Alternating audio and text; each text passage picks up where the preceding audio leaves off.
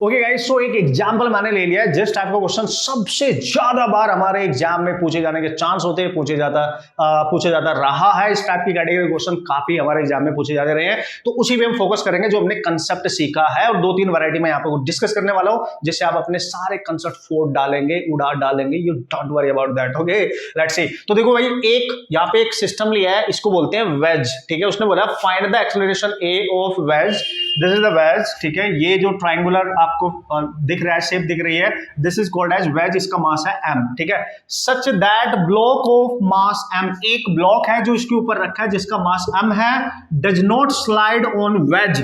मतलब जब ये वेज आगे चलेगी, एक्सेलरेट करेगी आगे को किसी एक्सेलरेशन a के साथ, तो ये नीचे को स्लाइड नहीं करेगा, ये मूव नहीं करेगा, ये वहीं रहेगा, स्टेशनरी रहेगा, रेस्ट पे रहेगा। वो ये बोल रहा है कि इस कंडीशन में बताओ इस वेज का एक्सेलरेशन क्या होगा। This is the question. अब देखो, क्वेश्चन करना इंपॉर्टेंट नहीं है दोस्तों, पता है क्या है? क्वेश्चन करना इंपॉर्टेंट नहीं, क्वेश्चन का अप्रोच समझना इंपॉर्टेंट है। आपको कैसे पता चलेगा कि यहाँ पे कौन सा कंसेप्ट यूज करूंगा? नॉर्मली हम न्यूटन्स लॉ इसमें अप्लाई कर पाएंगे कि नहीं, या फिर हमें यहाँ पे फ्रेम ऑफ रेफरेंस का कंसेप्ट यूज करना पड़ेगा, स्यूडो फोर्स का। कैसे पता चलेगा? देखो, मैंने आपको क्या पहचान करना बताया था।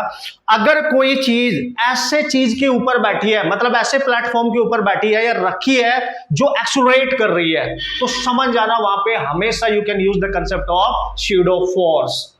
इवन दोनों कंसेप्ट यूज कर सकते हो। ठीक है, मतलब ऐसे मैं बता रहा हूं कि पहचान कैसे करनी है। तो आप देख सकते हो, वेज नीचे वाला पार्ट एक्सेलरेट कर रहा है, उसके ऊपर ब्लॉक रखा है रेस्ट पे। तो ब्लॉक रखा है रेस्ट पे और ये एक्सेलरेट कर रहा है, यही तो मेन पॉइंट था। गाड़ी एक्सेलरेट कर रही है, हम उसमें बैठे हैं। ठीक है, तो यही मेन पॉइंट है कि यहाँ स्यूडो फोर्स का कंसेप्ट आएगा। पर हम इसको दोनों तरीके से करेंगे। कैसे सर? आ जाओ वापस। हमें निकालना है इसका एक्सेलरेशन। ध्यान से समझना, बहुत ध्यान से समझना। मैं पूरी कोशिश करूंगा कि ये ही कॉन्सेप्ट एक ही न्यूमेरिकल से आपका फंडा क्लियर हो जाएगा, एक ही से ही केवल। ठीक है, फिर आप कितने भी क्वेश्चन जाके उड़ा देना। ठीक है, अब हम सबसे पहले करेंगे विद रिस्पेक्ट टू इनर्शियल। ठीक है, इनर्शियल ऑब्जर्वर। अब आप समझ गए होंगे इनर्शियल ऑब्जर्वर का मतलब, the observer which is eight ground. ठीक है, मान लिया एक बंदा ग्राउंड से देख रहा है इसको, ये रहा ग्राउंड वाला ऑब्जर्वर, ऑब्जर्वर 1। ये ग्राउंड पे है और ग्राउंड तो रेस्ट पे रहता है, तो वो इनर्शियल हो गया। ठीक है, इसके रिस्पेक्ट में फिर बात करेंगे with respect to non inertial. ठीक है, नॉन इनर्शियल। ठीक है सर, ऑब्जर्वर। ठीक है, अब ये मेरे को समझाने की जरूरत नहीं पड़नी चाहिए कि नॉन इनर्शियल का मतलब ऐसा ऑब्जर्वर जो ऑलरेडी जो चीज एक्सेलरेट कर रही है उसी पे बैठ गया। ठीक है, सपोज करो यहां पे बैठ गया एक ऑब्जर्वर। ठीक है, जो जा रही है उसी के ऊपर बैठ गया बंदा। देखो यहाँ पे इसी पे बैठ के देखेगा, उसी के ऊपर जो एक्सेलरेट कर रही है उसी के ऊपर बैठ जाओ, आप नॉन इनर्शियल बन जाओगे। ठीक है, यही तो बताया मैंने। तो ये हम स्टडी करेंगे यहाँ। सबसे पहले हम विद रिस्पेक्ट टू इनर्शियल जो ग्राउंड पे है, तो जो ग्राउंड पे खड़ा होकर देख रहा होगा ना, हमें फ्री बॉडी डायग्राम बनाना है। अब यहाँ पे ध्यान से समझियो, जो ग्राउंड पे खड़ा होकर देख रहा है उसको क्या नजर आ रहा है? वेज जा रही है, मतलब ये पूरा सिस्टम एक साथ जा रहा है, मतलब इस पूरे सिस्टम का एक्सेलरेशन ए ही होगा।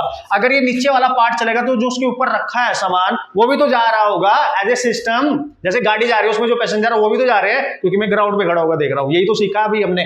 तो with respect to this whole system. ठीक है, होल सिस्टम है ना, whole system is moving with, ठीक है, सेम एक्सेलरेशन। सीधी सी बात है, मतलब इसका और इसका एक्सेलरेशन सेम ही होएगा एज ए सिस्टम। ठीक है, मैं ग्राउंड पे खड़ा होकर देख रहा हूँ, गाड़ी जा रही है, गाड़ी में बहुत सारे लोग हैं, वो भी जा रहे हैं, सबका एक्सेलरेशन सेम है, जो गाड़ी का वही बंदों का। ठीक है, सेम। तो इसके रिस्पेक्ट में तो सर अब क्या करेंगे भाई, प्यार से समझना। ठीक है, मैं एफबीडी बनाने जा रहा हूँ उसका।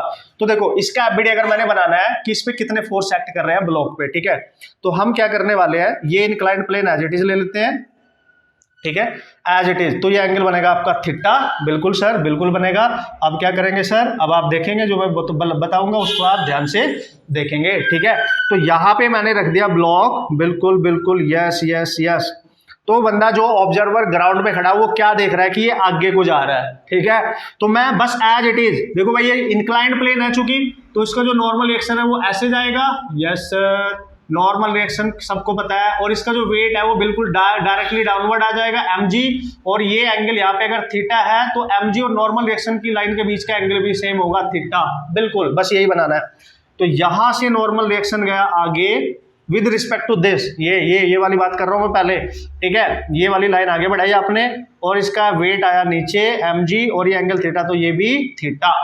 और हमें पता है ये पूरा सिस्टम आगे जा रहा है एक एक्सेलरेशन ए के साथ, ठीक है। तो हमने क्या करना है, इस पे एक्ट करने वाले सारे फोर्स चेक कर लेने हैं, ठीक है ना, सारे फोर्स चेक कर लेने हैं, ठीक है सर। अब इसके दो कंपोनेंट बनेंगे, आप बहुत क्लियरली यहाँ पे देख सकते हो, क्योंकि जो ग्राउंड पे है उसके रिस्पेक्ट में स्यूडो फोर्स थोड़े आएगा, उसके रिस्पेक्ट में पूरा सिस्टम आगे जा रहा है। तो क्या करेंगे सर इसके लिए, ये जो वेट वाला है ना, ये सेम, इसको मैं हटा देता हूं, यहां लिख देता हूं, ठीक है। ये वेट वाली जो लाइन है ना, इसको आगे बढ़ा दो। ये एंगल थीटा है तो देखो ये एंगल भी थीटा होगा। भाई ध्यान से समझिए, मजा आने वाला है यहाँ पे, ठीक है। दोनों कॉन्सेप्ट आपके क्लियर हो जाएंगे। जो ग्राउंड पे देख रहा है उसको क्या नजर आ रहा है, उसको नजर आ रहा है केवल कि इसका वेट नीचे को है, नॉर्मल रिएक्शन इधर है, बाकी कुछ भी नजर नहीं आ रहा है, और गाड़ी आगे को जा रही है, उसको ये नजर आ रहा है जो ग्राउंड पे खड़ा होकर देख रहा है, बाकी और कोई फोर्स नहीं है इसके रिस्पेक्ट में। तो अब आप क्या करोगे, देखो ये नॉर्मल रिएक्शन इसके साथ एंगल बना रहा है, तो इस पे एक कंपोनेंट आ जाएगा n cos थीटा, दूसरा कंपोनेंट इसके परपेंडिकुलर लाइन इधर होगी कहीं, इधर आएगा n sin थीटा। सीधी सी बात है, देखो जिसके साथ एंगल बना उस पे cos और उसके परपेंडिकुलर ये लाइन इस पे sin, n sin थीटा। बस यही फोर्स एक्ट कर रहे हैं, इनके हमने कंपोनेंट बना दिया। अगर मैंने n का कंपोनेंट बना दिया है, एक कंपोनेंट इधर आ गया एक इधर, तो n को आप हटा सकते हो अब, क्योंकि इसका कंपोनेंट बन गया ना।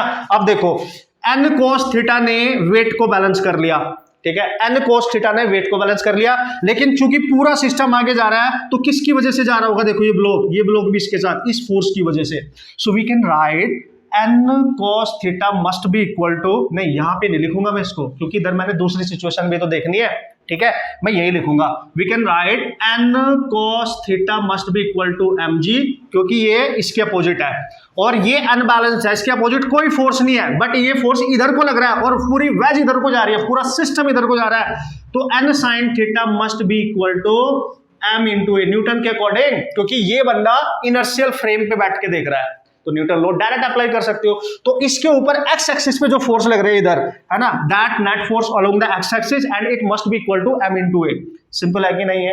अब आप क्या करोगे, हमें एक्सेलरेशन चाहिए ना, यस सर। तो ये सेकंड इक्वेशन है और ये फर्स्ट इक्वेशन है, सेकंड को फर्स्ट से ना डिवाइड कर दो, ठीक है, इस वाली को इससे डिवाइड करो।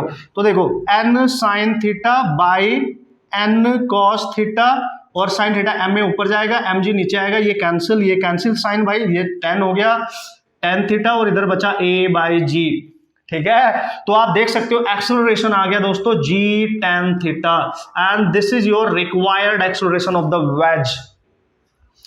This is the required acceleration of the ways. ये वेज एक्सेलरेट कर रही है एंड ये उसकी वैल्यू है g tan थीटा, और चूंकि हम ग्राउंड से देख रहे हैं तो ये इसकी भी यही एक्सेलरेशन होगी, क्योंकि ये पूरा सिस्टम एक साथ जा रहा होगा, सीधी सी बात है, ठीक है। तो ये ऑब्जर्वेशन हमने करी, जो ग्राउंड पे बंदा था उस पे दो फोर्स नजर आ रहे थे, केवल एक नॉर्मल रिएक्शन और एक उसका वेट, बाकी कोई फोर्स नजर नहीं आ रहा था उसको, ठीक है। और जो ग्राउंड पे है उसको ये नजर आ रहा है कि ये गाड़ी चल रही है, तो ये डब्बा भी चल रहा है, ये मूविंग है डब्बा इसके रिस्पेक्ट में। अब जब हम वेज के ही ऊपर बैठ जाएंगे, मतलब ये condition, this condition with respect to non inertial observer, when the observer is, है ना, when the observer is on the same reference जो एक्सेलरेट कर रहा है, ठीक है। भाई ये क्वेश्चन मैं यहां से हटा रहा हूं, होप सो आपने लिख लिया होगा। अब बनाओ इसके रिस्पेक्ट में, चलो भाई बनाते हैं।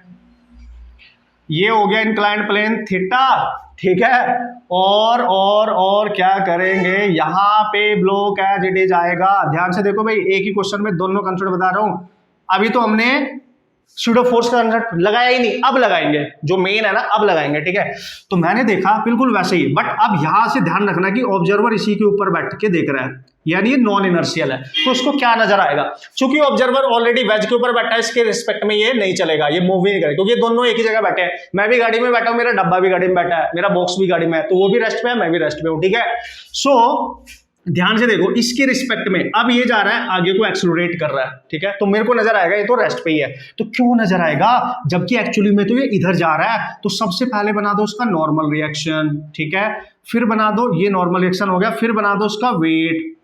बिल्कुल सर, बिल्कुल सही बोल रहे हो, ठीक है। अब देखो, चूंकि बंदा उसी फ्रेम पे, नॉन इनर्शियल एक्सेलरेटेड फ्रेम पे ही बैठ के देख रहा है, तो गाड़ी अगर इधर जा रही है और इसको रेस्ट पे रखना है, तो गाड़ी के चलने के अपोजिट फोर्स लगा दो, बिल्कुल अपोजिट इधर, ठीक है। गाड़ी देखो ना, अगर इधर जा रही है, इसके पैरेलली बिल्कुल anti parallel, you know, opposite force act कर दो, and this is the pseudo force, and this force we can calculate, इसका मास इनटू गाड़ी का एक्सेलरेशन, यही तो सीखा था।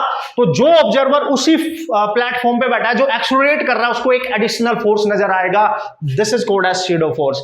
नॉर्मल रिएक्शन तो आएगा ही आएगा, वेट भी आएगा, ये फोर्स भी नजर आएगा, क्योंकि वो मूव नहीं कर रहा, उसको लगेगा यार ये रेस्ट पे, तो उसको लगेगा कि भाई इस पे एक अपोजिट फोर्स बैक डायरेक्शन में एक्ट कर रहा है। आप फील करो यार, जब गाड़ी अचानक ही चलती है ना, हम गाड़ी में बैठे हैं, बस में बैठे हैं, गाड़ी अचानक ही चल रही है, बस अचानक ही चल रही है, तो जैसे वो अचानक ही एक्सीलरेट करते हैं, पीछे को गिरते हैं, तो गाड़ी आगे को चल रही है, हम पीछे गिर रहे हैं, मतलब हमारे ऊपर एक इमेजिनरी फोर्स लगता है जो हमें पीछे गिराता है, कोई हमें खींचता नहीं है, हम अपने आप पीछे जाते हैं। जब गाड़ी अचानक ब्रेक लगाती है, रोकती है, अपने आप को डी एक्सीलरेट करती है, हम आगे को गिरते हैं। ये क्या है? ये क्या है? स्यूडो फोर्स, इमेजिनरी फोर्स, ठीक है। हम उसी के अंदर बैठ के देख रहे होते हैं, ठीक है। जो बंदा बाहर है उसको थोड़ा ही पता है, ठीक है। तो इसके रिस्पेक्ट में एक फोर्स एडिशनल आ गया। अब क्या करेंगे सर? देखो, अब करेंगे फिर से सेम एज इट इज करेंगे। ये एंगल थीटा है तो ये भी थीटा होगा और ये एंगल भी थीटा होगा। इसके फिर से कंपोनेंट बना दो। एक कंपोनेंट इधर जाएगा इस लाइन पे, सेम एन कॉस थीटा, और एक कंपोनेंट इस वाली लाइन पे इधर आ जाएगा, एन साइन थीटा, जो अभी किया था।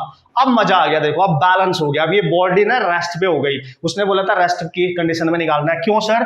क्योंकि पहले जो था, जब वो ग्राउंड से देख रहा था, केवल एन कोस थीटा वेट को बैलेंस कर रहा था, बट अब एन कोस थीटा वेट को भी बैलेंस कर रहा है कि नहीं? वेट को बैलेंस कर रहा है, एज वेल एज जो एन साइन थीटा अनबैलेंस था पहली कंडीशन में, उसके अपोजिट कोई फोर्स नहीं होता था, देखो यहाँ पे। अब इसके अपोजिट एक फोर्स है, दिस इज शैडो फोर्स। सो ये फोर्स इसकी इक्वल होना चाहिए इसकी रेस्ट कंडीशन को मेंटेन रखने के लिए, तो मूव ही नहीं करेगा क्योंकि सारे फोर्स बैलेंस हो गए। तो हम लिखेंगे sine theta is equal to m a, ठीक है। अब इसको फिर से इससे डिवाइड कर दो, क्योंकि ए निकालना है हमने, इसको या फर्स्ट को सेकंड से करोगे तब भी सेम ही आएगा। तो इसको जब इससे डिवाइड करोगे तो n cos theta is equal to, ठीक है, यहां पे आ जाएगा mg, ये हो गया कैंसिल, ठीक है भाई, ये कैंसिल। तो sine by cos that is tan theta and this is a by g, again a g tan theta. ले भाई सेम ही आ गया।